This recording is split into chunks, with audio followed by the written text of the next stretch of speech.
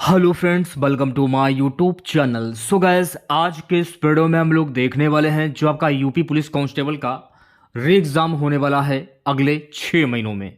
उसी के जनरल हिंदी के टॉप मोस्ट इंपॉर्टेंट क्वेश्चंस को यहाँ पर डिस्कस करने वाले हैं।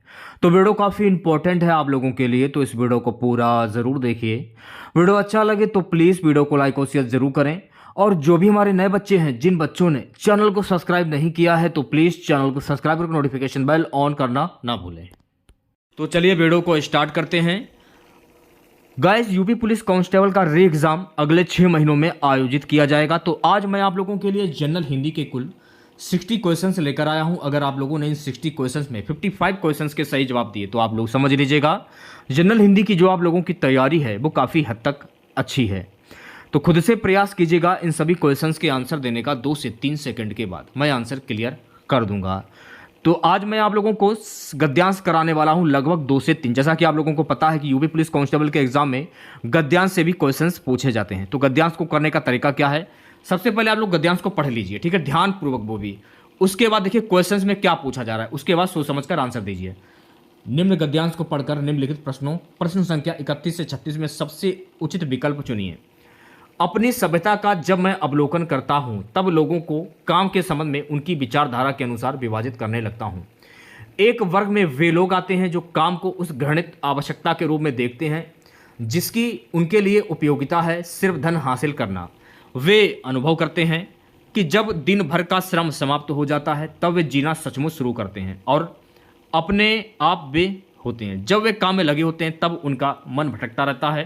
काम को वे अपना उत्मांस देने का वे विचार नहीं करते क्योंकि आमदनी के लिए ही उन्हें सिर्फ काम की आवश्यकता है। दूसरे वर्ग के लोग अपने काम को आनंद और आत्म परितोष पाने के एक संयोग के रूप में देखते हैं। वे धन इसलिए कमाना चाहते हैं ताकि अपने काम में अधिक एक निष्ठा के साथ समर्पित हो सकें, जिससे काम में वे संलग्न होते हैं, उसकी पूजा करते हैं। अब क्वेश्चन देखेगा कि क्वेश्चन में क्या पूछा जा रहा है। निम्न में तत्सम शब्द नहीं है। देखिए, तत्सम शब्द को पहचानने का एक ही तरीका है, जो शब्द हिंदी भाषा से निकलते हैं ना वो तत्सम शब्द कहलाते हैं। सभ्यता, अवलोकन, हासिल, आवश्यकता, इसमें तत्सम शब्द कौन सा नहीं है ये आपको बताना है। तो इसमें देखिए जो हासिल है ना ये तत्सम शब्द नहीं है, तो सी ऑप्शन जो है आपका बिल्कुल करेक्ट हो जाएगा। काम का तद्भव शब्द क्या होता है, जो शब्द संस्कृत भाषा से निकलते हैं वो तद्भव शब्द कहलाते हैं। तो इसमें जो कर्म है ना ये आपका तद्भव शब्द हो जाएगा, तो ए ऑप्शन सही हो जाएगा। सेशन को एक बार शेयर कर दीजिए सभी बच्चे, वीडियो को जल्दी से लाइक कर दीजिए। नेक्स्ट क्वेश्चन देखिएगा, सुयोग का विलोम शब्द क्या होता है। प्रयोग, संयोग, अयोग, कुयोग। सुयोग का विलोम शब्द क्या होगा, जल्दी से आंसर दीजिए सभी बच्चे। देखिए संयोग का विलोम शब्द होता है कुयोग। क्या होता है, कुयोग। डी ऑप्शन जो है आपका बिल्कुल करेक्ट हो जाएगा। बच्चों नेक्स्ट क्वेश्चन देखिएगा, कौन सा शब्द में उपसर्ग है। मैंने आप लोगों को कई बार बताया, स्टार्टिंग का जो शब्द होता है वो उपसर्ग होता है और लास्ट वाला जो शब्द होता है वो प्रत्यय होता है। अब इसमें क्या पूछा जा रहा है कि कौन सा शब्द में उपसर्ग है। सभ्यता, उपयोगिता, भटकता या पूजा। कौन सा शब्द में उपसर्ग है ये आपको बताना है। देखिए उपयोगिता में उपसर्ग हो जाएगा, तो जो भी बच्चे ऑप्शन नंबर वी की ओर जा रहे हैं वो बच्चे बिल्कुल करेक्ट हो जाएंगे। नेक्स्ट क्वेश्चन देखिएगा सभी बच्चे, कौन समास नहीं है। विचारधारा, आत्म परितोष, एक निष्ठा, कमाना। कौन सा समास नहीं है। कमाना जो है ना, कमाना ये समास नहीं है, तो डी ऑप्शन जो है आपका बिल्कुल करेक्ट हो जाए। नेक्स्ट क्वेश्चन देखिएगा, आमदनी के संदर्भ में कौन सा शब्द असंगत है। कमाई, आय, मुनाफा, आना। आमदनी के संदर्भ में कौन सा शब्द असंगत है, आना। तो जो भी बच्चे ऑप्शन नंबर डी की ओर जा रहे हैं वो बच्चे बिल्कुल करेक्ट हो जाएंगे, ठीक है। नेक्स्ट क्वेश्चन देखिएगा सभी बच्चे, निम्न गद्यांश को पढ़कर निम्नलिखित प्रश्नों प्रश्न संख्या 37 से 43 में सबसे उचित विकल्प चुनिए। क्या बोला जा रहा है कि संसार के सभी देशों में शिक्षित व्यक्ति की सबसे पहली पहचान यह होती है कि वह अपनी मातृभाषा में दक्षता से काम कर सकता है। केवल भारत ही एक देश है जिसमें शिक्षित व्यक्ति वह समझा जाता है जो अपनी मातृभाषा में दक्ष हो या नहीं, किंतु अंग्रेजी में जिसकी दक्षता असंदिग्ध हो। संसार के अन्य देशों में सुसंस्कृत व्यक्ति वह समझा जाता है जिसके घर में अपनी भाषा को पुस्तकों का संग्रह हो और जिसे बराबर यह पता रहे कि उसकी भाषा के अच्छे लेखक और कवि कौन हैं तथा समय समय पर उनकी कौन सी कृतियां प्रकाशित हो रही हैं। भारत में स्थिति दूसरी है। यहाँ प्राय घर में साज सज्जा के आधुनिक उपकरण तो होते हैं किंतु अपनी भाषा की कोई पुस्तक या पत्रिका दिखाई नहीं पड़ती। ये दुर्वस्था भले ही किसी ऐतिहासिक प्रक्रिया का परिणाम है, किंतु यह सुदशा नहीं दुर्वस्था है की है। और जब यह दुर्वस्था कायम है, हमें अपने काम को सही अर्थों में शिक्षित और सुसंस्कृत मानने का ठीक ठीक न्याय संगत अधिकार नहीं है। अब देखिए क्वेश्चन में क्या पूछा जा रहा है। क्वेश्चन में पूछा जा रहा है कि संसार के सभी देशों में शिक्षित व्यक्ति अपनी मातृभाषा में दक्ष होते हैं। बी है अंग्रेजी जानते हैं, सी है पढ़े लिखे होते हैं, डी है उच्च पदों पर आसीन होते हैं। तो संसार के सभी देशों में शिक्षित व्यक्ति क्या होते हैं? अपनी मातृभाषा में दक्ष होते हैं। मैंने आप लोगों को क्या बोला था कि मैं आप लोगों को 2 से 3 गद्यांश कराऊंगा आज, क्योंकि गद्यांश भी बहुत जरूरी है। प्रैक्टिस करने के लिए गद्यांश बहुत ही जरूरी है। बिल्कुल फ्री के नंबर पे लगभग 4 से 5 क्वेश्चंस पूछे जाते हैं गद्यांश में। ये नंबर बिल्कुल फ्री के होते हैं, तो इसको करने के लिए प्रैक्टिस की जरूरत होती है। ठीक है, अगला क्वेश्चन देखेगा, अंग्रेजी में जिसकी दक्षता असंदिग्ध हो, रेखांकित पद का अर्थ क्या होता है? संदेह रहित, निश्चित, सुनिश्चित, अनिश्चित। बताइए क्या आंसर होगा?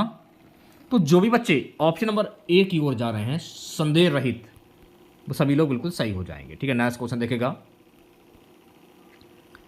बच्चों। अगला क्वेश्चन हमारा है कि कौन एक वचन है अच्छे लेखक? कौन सी कृतियां? अपनी मातृभाषा, अन्य देशों। कौन एक वचन है, ये आपको बताना है। देखिए अपनी मातृभाषा जो है ना, ये वचन है। सी ऑप्शन जो लोग बता रहे हैं वो बच्चे बिल्कुल करेक्ट हो जाएंगे। ठीक है, नेक्स्ट क्वेश्चन देखेगा। अगला क्वेश्चन क्या है कि कौन शब्द पुल्लिंग नहीं है? व्यक्ति, भाषा, उपकरण, लेखक। कौन शब्द पुल्लिंग नहीं है? देखिए भाषा जो है ना, ये पुल्लिंग नहीं है, तो वी ऑप्शन जो है आपका बिल्कुल करेक्ट हो जाएगा।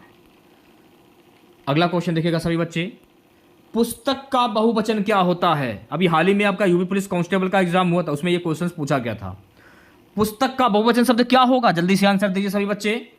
तो पुस्तक का बहुवचन होता है पुस्तकें। ए ऑप्शन जो है आपका बिल्कुल सही हो जाएगा, यानी कि बहुत सारी पुस्तकें, तो पुस्तकें ही कहेंगे ना। अगला क्वेश्चन देखिएगा सभी बच्चे। अगला क्वेश्चन क्या है कि कवि का स्त्रीलिंग शब्द क्या होता है? ये भी क्वेश्चन पूछा गया था अभी हाल ही में आपके यूपी पुलिस कांस्टेबल के एग्जाम में। कवि का स्त्रीलिंग शब्द क्या होता है? कवि, कवित्री, लेखिका या कवित्री। कवि का स्त्रीलिंग शब्द होता है कवित्री। तो जो भी बच्चे ऑप्शन नंबर डी की ओर जा रहे हैं वो बच्चे बिल्कुल करेक्ट हो जाएंगे। ठीक है, नेक्स्ट क्वेश्चन देखेगा। भारत में स्थिति दूसरी है का भूतकालिक रूप क्या होगा? भारत में स्थिति दूसरी है का भूतकालिक रूप क्या होता है? इसका रूप होता है भारत में स्थिति दूसरी थी, इसका भूतकालिक रूप दूसरा होगा। भूतकाल यानी कि जो बीत गया है। भारत में स्थिति दूसरी थी ना कि है, तो ये भूतकाल हो जाएगा। तो बी ऑप्शन जो है आपका बिल्कुल करेक्ट हो जाएगा। क्वेश्चंस को समझिए आप लोग, रटना नहीं है आप लोगों को। मैं बार बार बोल रहा था, इससे पहले भी मैंने आप लोगों को तैयारी करवाई थी, एक ही शब्द में बोलता था कि क्वेश्चंस को समझिए आप लोग। अगला क्वेश्चन देखेगा कि कौन कथन सही नहीं है? वाक्य के 2 प्रमुख अंग होते हैं, कर्ता और क्रिया। वी है कर्ता के विस्तार को उद्देश्य कहते हैं, सी है क्रिया के विस्तार को विधेय कहते हैं, डी है रचना के आधार वाक्य 4 प्रकार के होते हैं। बताइए क्या आंसर होगा? तो पढ़ने से ही पता चल रहा है कि डी ऑप्शन सही हो जाएगा। बहुत ही सिंपल सा क्वेश्चन है यार। रचना के आधार पर वाक्य 4 प्रकार के होते हैं, तो डी ऑप्शन करेक्ट हो जाएगा। बच्चों नेक्स्ट क्वेश्चन देखिएगा, एक प्रधान उपवाक्य और अन्य आश्रित उपवाक्य किसमें होता है? संयुक्त वाक्य, जटिल वाक्य, सरल वाक्य या मिश्र वाक्य? किसमें होता है? तो मैं आपको बता देना चाहता हूं, ये होता है मिश्र वाक्य में। किसमें होता है? मिश्र वाक्य में। ऑप्शन नंबर डी जो है आपका बिल्कुल करेक्ट हो जाएगा। नेक्स्ट क्वेश्चन देखिएगा सभी बच्चे, कौन मिश्र वाक्य है? राहुल पढ़ रहा है, सुरेश नदी में डूबने लगा, सी है मैंने सुना कि सुरैया ने निकाह कर लिया है, डी है वह आया थोड़ी देर बैठा और तुरंत लौट गया। तो इनमें से कौन सा मिश्र वाक्य होगा? मैंने सुना है कि सुरैया ने निकाह कर लिया। सी ऑप्शन जो है आपका बिल्कुल करेक्ट हो जाएगा। ठीक है, नेक्स्ट क्वेश्चन देखिएगा सभी बच्चे। नेक्स्ट क्वेश्चन हमारा कि मोहन घर से लौटकर कहने लगा कि उसका मन नहीं लग रहा है। यह वाक्य में रेखांकित पदबंध क्या होगा? संज्ञा पदबंध, क्रिया पदबंध, क्रिया विशेषण पदबंध, समुच्चय बोधक पदबंध। बताइए क्या आंसर होगा? मोहन घर से लौटकर कहने लगा कि उसका मन नहीं लग रहा है, तो इसमें हो जाएगा क्रिया विशेषण पदबंध। सी ऑप्शन जो है आपका बिल्कुल सही आंसर हो जाएगा। ठीक है, नेक्स्ट क्वेश्चन देखेगा, काला मुंह होना का अर्थ क्या होता है? चेहरे पर रंग लग जाना, होली खेलना, जिसका मुंह काले रंग का हो, बदनाम होना। तो काला मुंह हो जाना यानी आपने कोई ऐसा काम किया हो जो जमाना जान गया हो या आपके घर वाले जान गए हो, तो इसको आप क्या कहेंगे? यानी बदनामी हो गई। तो डी ऑप्शन जो लोग बता रहे हैं वो बच्चे बिल्कुल करेक्ट हो जाएंगे। ठीक है, नेक्स्ट क्वेश्चन देखेगा। ओंठों निकली कोड़ी चढ़ी का अर्थ क्या होता है? ओंठ से निकलकर खुले में आ जाना। बी है मुंह से निकली बात फैल जाती है। सी है घर से बाहर निकलते ही नाम हो जाना। डी है बाहर निकलने पर प्रसिद्ध हो जाना। ओंठों निकली कोड़ी चढ़ी का अर्थ क्या होता है? काफी इंपॉर्टेंट क्वेश्चन है। तो ऑप्शन नंबर वी जो लोग बता रहे हैं वो बच्चे बिल्कुल करेक्ट हो जाएंगे। मुंह से निकली बात फैल जाती है। अगला क्वेश्चन देखिएगा सभी बच्चे। चांदी का जूता का सर्वाधिक उपयुक्त अर्थ क्या होता है? महंगी वस्तु, रिश्वत, अनुपयोगी वस्तु, अमीरों का दिखावा। चांदी का जूता, तो चांदी का जूता यानी कि रिश्वत। वी ऑप्शन करेक्ट हो जाएगा। अगला क्वेश्चन, भाषा की शिक्षा दी जाती है अर्थ ग्रहण और अभिव्यक्ति के लिए, विद्वान बनाने के लिए, मनोरंजन के लिए, साहित्यकार बनाने के लिए। भाषा की शिक्षा दी जाती है, किस लिए दी जाती है? ये दी जाती है अर्थ ग्रहण और अभिव्यक्ति के लिए। तो जो भी बच्चे ऑप्शन नंबर ए की ओर जा रहे हैं वो बच्चे बिल्कुल सही हो जाएंगे। अगला क्वेश्चन देखिएगा। व्याकरण अनुवाद विधि को किस नाम से भी जाना जाता है? जल्दी से आंसर दीजिए सभी बच्चे। व्याकरण अनुवाद विधि को किस नाम से जाना जाता है? तो इसे जाना जाता है भंडाराकड़ विधि। तो सी ऑप्शन जो है आपका बिल्कुल करेक्ट हो जाएगा। ठीक है, नेक्स्ट क्वेश्चन देखिएगा। लेखन क्रिया के शिक्षण का आरंभ होता है सीधी रेखाओं से, घुंडियों से, तिरछी रेखाओं से, अक्षरों से। तो जो भी बच्चे ऑप्शन नंबर ए की ओर जा रहे हैं वो बच्चे बिल्कुल करेक्ट हो जाएंगे, सीधी रेखाओं से। हर टाइप की क्वेश्चंस की प्रैक्टिस कीजिए आप लोग, मैं आपको यही बताना चाहूंगा। द्रुत पाठ है कविता का अध्ययन, कहानी का अध्ययन, नाटक का अध्ययन, सहायक पुस्तक का अध्ययन। तो द्रुत पाठ है। इस क्वेश्चन का आंसर आपको कमेंट बॉक्स में बताना है। ठीक है, द्रुत पाठ क्या है। अगला क्वेश्चन क्या है कि शब्द भंडार में वृद्धि के लिए सर्वाधिक उपयुक्त अर्थ क्या होता है? गद्य शिक्षण, पद शिक्षण, व्याकरण शिक्षण, अलंकार शिक्षण। शब्द भंडार में वृद्धि के लिए सर्वाधिक उपयुक्त शब्द क्या होता है? गद्य शिक्षण। तो जो भी बच्चे ऑप्शन नंबर ए की ओर जा रहे हैं वो बच्चे बिल्कुल करेक्ट हो जाएंगे। ठीक है, नेक्स्ट क्वेश्चन देखेगा। अब ये वाला क्वेश्चन देखेगा, काफी इंपॉर्टेंट क्वेश्चन। अधिगम की संपूर्णता होती है इकाई योजना में, दैनिक पाठ योजना में, मासिक योजना में, वार्षिक योजना में। अधिगम की संपूर्णता होती है इकाई योजना में। तो जो भी बच्चे ऑप्शन नंबर ए की ओर जा रहे हैं वो बच्चे बिल्कुल करेक्ट हो जाएंगे। लेखन कला का विकास होता है देखने से, सुनने से, अनुकरण से, अभ्यास से। लेखन कला का विकास होता है अभ्यास से। तो जो भी बच्चे ऑप्शन नंबर डी की ओर जा रहे हैं वो बच्चे बिल्कुल करेक्ट हो जाएंगे। हिंदी शिक्षण में उपलब्धि की जांच कैसे की जा सकती है? उपलब्धि परीक्षण से, बुद्धि परीक्षण से, वस्तुनिष्ठ प्रश्नों से, मौखिक परीक्षा से। हिंदी शिक्षण में उपलब्धि की जांच कैसे की जा सकती है? उपलब्ध परीक्षण से। तो जो भी बच्चे ऑप्शन नंबर ए की ओर जा रहे हैं वो बच्चे बिल्कुल करेक्ट हो जाएंगे। अगला क्वेश्चन देखिएगा सभी बच्चे। समग्र और सतत मूल्यांकन क्या होता है? विद्यार्थी के लिए उपयोगी परंतु शिक्षक के लिए भार है। वीएम में शिक्षक और विद्यार्थी के बीच निकट संबंध आवश्यक है। सी है शिक्षण के दौरान भी संभव है। डी है से ही विद्यार्थी के व्यक्तित्व का विकास संभव है। अगर आपको इस क्वेश्चन का आंसर पता हो तो कमेंट बॉक्स में जरूर बताइएगा। ठीक है, नेक्स्ट क्वेश्चन देखिएगा। उपचारात्मक शिक्षण के लिए आवश्यक नहीं है शिक्षण विधि को स्थायी रखना, विद्यार्थी की किसी भी गलती का अवहेलना नहीं करना। सी है पहले निदानात्मक परीक्षण कर लेना। डी है इनमें से कोई नहीं। ए ऑप्शन करेक्ट हो जाएगा। ठीक है, विधायी विधि को, शिक्षण विधि को स्थायी रखना, ए ऑप्शन सही हो जाएगा। लास्ट गद्यांश रहेगा मेरा ये। राजस्थान समाज के आगे मैं इसलिए नतमस्तक हूं कि उसने ओरण की व्यवस्था सैकड़ों वर्ष पहले निकाली। ओरण यानी एक ऐसा जंगल जो केवल अकाल के समय में खुलेगा। इसका मतलब एक ऐसा कुआं जो केवल आग लगने पर उसे बुझाने के काम आएगा, मतलब उसको पीने के लिए या नहाने के लिए नहीं लगाना है। ऐसे विशेष जंगल उन्होंने बनाए। इसका यह मतलब नहीं है कि राजस्थान में अकाल नहीं आते, अकाल खूब आए, लेकिन उनसे लड़ने की और उनको सहने की जो हमारी तैयारी है पक्की रखी है। लड़ना भी शब्द नहीं है, अकाल भी हमारे परिवार का एक हिस्सा है। प्रकृति आज थोड़ा सा ज़्यादा पानी बरसा गई है, कल थोड़ा कम गिरा देगी, तो उसके स्वभाव को देखना है। उन्होंने एक अंदाज लगाया होगा। अपने 500 पीढ़ियों के इतिहास में से हर 13 से 14 साल में वर्षा कम हो जाती है, अकाल पड़ता है।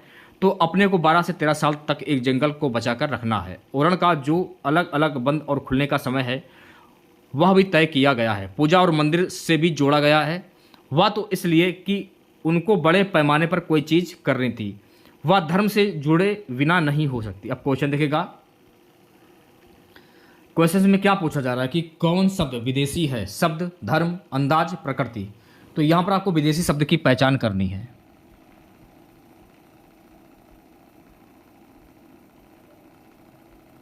इसमें देखिए जो आपका सी वाला ऑप्शन जो है आपका अंदाज, ये विदेशी शब्द हो जाएगा। सी ऑप्शन करेक्ट हो जाएगा। अगला क्वेश्चन देखिएगा सभी बच्चे, निम्न शब्द में प्रत्यय नहीं है। तो किस शब्द में प्रत्यय नहीं है यह आपको बताना है। देखिए विशेष में प्रत्यय नहीं होगा तो बी ऑप्शन करेक्ट हो जाएगा। ठीक है, मैं आपको हर टाइप के क्वेश्चंस करा रहा हूं ताकि परीक्षा में कहीं से भी कैसे भी क्वेश्चंस पूछे जाएं ताकि आप कर लें। हो सकता है कि मैं आपको सिलेबस के आउट में पढ़ा रहा हूं, लेकिन क्वेश्चन मैं आपको वही करा रहा हूं जो कि आपकी परीक्षा में पूछे जाएंगे। कुछ क्वेश्चन ऐसे हैं जो परीक्षा में नहीं पूछे जाएंगे, उनकी भी प्रैक्टिस कर लीजिए आप लोग। व्यवस्था में संधि क्या होगी? यण संधि, दीर्घ संधि, वृद्धि संधि या गुण संधि? तो व्यवस्था में हो जाएगी यण संधि, यानी ऑप्शन नंबर ए जो है आपका बिल्कुल करेक्ट हो जाएगा। अगला क्वेश्चन देखिएगा, नत मस्तक में समास कौन सा होगा? अब देखिए नत अलग है और मस्तक अलग है, इसमें ध्यानपूर्वक देखिएगा। नत अलग है और मस्तक अलग है, तो दोनों मिला के क्या हो गया? नत मस्तक। तो जब भी ऐसे क्वेश्चंस पूछे जाएं तो तत्पुरुष समास पर टिक कर दीजिए आप लोग, तो ए ऑप्शन करेक्ट हो जाएगा। संज्ञा सही नहीं, संज्ञा नहीं है, ओरण, कुआं, लड़ना, जंगल। संज्ञा सही नहीं है, ये आपको बताना है। तो इसमें देखिए जो लड़ना है ना, ये संज्ञा सही नहीं है। सी ऑप्शन जो है आपका बिल्कुल करेक्ट हो जाएगा। अगला क्वेश्चन देखिएगा सभी बच्चे, तय शब्द है तत्सम, तद्भव, देशज, विदेशी। तय कौन सा शब्द है? तय। देखिए तय जो है ना, ये आपका विदेशी शब्द हो जाएगा, तो डी ऑप्शन करेक्ट हो जाएगा। आग का तत्सम शब्द क्या होता है? ये भी काफी क्वेश्चंस काफी बार पूछा जा चुका है। तो आग का तत्सम शब्द क्या होता है? तो आग का तत्सम शब्द होता है अग्नि। सी ऑप्शन जो है आपका बिल्कुल करेक्ट हो जाएगा। निम्न काव्यांश को पढ़कर निम्नलिखित प्रश्नों, प्रश्न संख्या 68 से 73 में सबसे उचित विकल्प चुनिए। मैं नहीं चाहता चिर सुख, चाहता नहीं अविरल दुख। सुख दुख की आंख मिचौनी, खोले जीवन अपना मुख। सुख दुख के मधुर मिलन से यह जीवन हो परिपूर्ण। फिर घन से ओझल हो शशि, फिर शशि से ओझल हो घन। जग पीड़ित है अति दुख से, जग पीड़ित है अति सुख से। मानव जग में बट जावे, दुख सुख से ओ सुख दुख से। अविरत दुख है उत्पीड़न, अविरत सुख भी है उत्पीड़न। सुख दुख की निषाद दिवा में, सोता जगता जग जीवन। अब क्वेश्चंस देखेगा क्या पूछा जा रहा है। क्वेश्चंस ये है कि कवि चिर सुख या चिर दुख को क्यों नहीं चाहता है, ये क्वेश्चंस में पूछा जा रहा है। चिर सुख या चिर दुख संभव नहीं है। बी है चिर दुख असहनीय होगा। सी है सुख की अति घातक होगी। डी है दोनों मिलकर ही जीवन को पूर्ण बनाते हैं। तो देखिए इसमें आपका जो डी वाला ऑप्शन जो है आपका बिल्कुल करेक्ट हो जाए, दोनों मिलकर ही जीवन को पूर्ण बनाते हैं। डी ऑप्शन सही हो जाएगा। अगला क्वेश्चन देखिएगा सभी बच्चे। अगला क्वेश्चन हमारा, कवि मानव के लिए किस स्थिति की कामना करता है? दुख और सुख परस्पर बट जाएं। बी है वह बहुत सुखी हो। सी है वह दुखी नहीं हो। डी है वह समृद्ध हो। ये ऑप्शन जो लोग बता रहे हैं वो सभी लोग बिल्कुल करेक्ट हो जाए, दुख और सुख परस्पर बढ़ जाए। अच्छा ये बताइएगा, इस काव्यांश में नांद सौंदर्य की दृष्टि से कौन सा विकल्प उपयुक्त होगा? रूपक, उत्प्रेक्षा, अत्यानुप्रास, उपमा। अत्यानुप्रास। तो जो भी बच्चे ऑप्शन नंबर सी की ओर जा रहे हैं वो बच्चे बिल्कुल करेक्ट हो जाएंगे। ठीक है, अगला क्वेश्चन देखिएगा सभी बच्चे। कवि ने सुख और दुख का साक्ष्य किसने बताया है? चांद और सूरज, शशि और घन, दिन और रात, ठंडा और गर्म। दिन और रात, यानी सी ऑप्शन जो है आपका बिल्कुल करेक्ट हो जाएगा। इस काव्यांश में प्रमुख भाव क्या है? वैराग्य, संतुलन, श्रृंगार, वीरता। संतुलन। ऑप्शन नंबर वी जो लोग बता रहे हैं वो सभी लोग बिल्कुल करेक्ट हो जाएंगे। ठीक है, नेक्स्ट क्वेश्चन देखिएगा सभी बच्चे। अगला क्वेश्चन क्या, ध्यानपूर्वक देखिएगा। सुख और दुख से ध्वनि सामने वाला शब्द क्या होगा? अविरत, उत्पीड़न, आंख, मुख। मुख आपका सही आंसर हो जाएगा, यानी कि ऑप्शन नंबर डी। अब देखिए यहां पर आपको सही कथन की पहचान करनी है, सोच समझ कर आंसर दीजिएगा सभी बच्चे। कर्ता का स्थान प्राय वाक्य के प्रारंभ में होता है। काफी इंपॉर्टेंट क्वेश्चन है, 10 स्टार लगा लीजिए। बी है कर्ता का स्थान प्राय वाक्य के अंत में होता है। सी है कर्ता का स्थान प्राय वाक्य के मध्य में होता है। डी है कर्ता का वाक्य में कोई स्थान नहीं होता। तो इसमें जो आपका ए वाला ऑप्शन जो है आपका बिल्कुल सही हो जाएगा। ठीक है, कर्ता का स्थान वाक्य के प्रारंभ में होता है। बच्चों नेक्स्ट क्वेश्चन देखेगा, इसमें आपको सरल वाक्य की पहचान करनी है। तो इसमें सरल वाक्य कौन सा होगा? इसमें देखिए सरल वाक्य हो जाएगा राम और सीता जाते हैं, ये आपका सरल वाक्य हो जाएगा। तो वी ऑप्शन जो है आपका बिल्कुल सही हो जाएगा। अगला क्वेश्चन देखिएगा सभी बच्चे, पैसा कमाना एक बात है, उसे ठीक से खर्च करना दूसरी बात। यह वाक्य है मिश्र वाक्य, संयुक्त वाक्य, सरल वाक्य या युगल वाक्य?